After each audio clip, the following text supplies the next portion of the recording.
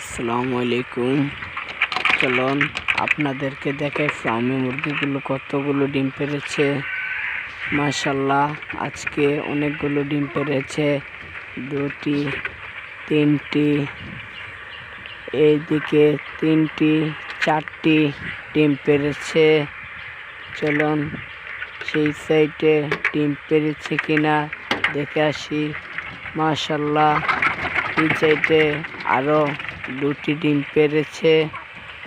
এই যে আমার এখানে 7 পিস মুরগি এবং 1 পিস মোরগ আছে।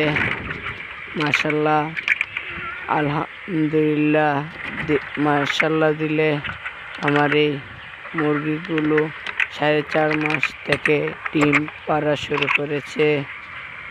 আজকে সর্বপ্রথম এখানে 6 পিস ডিম পেয়েছি।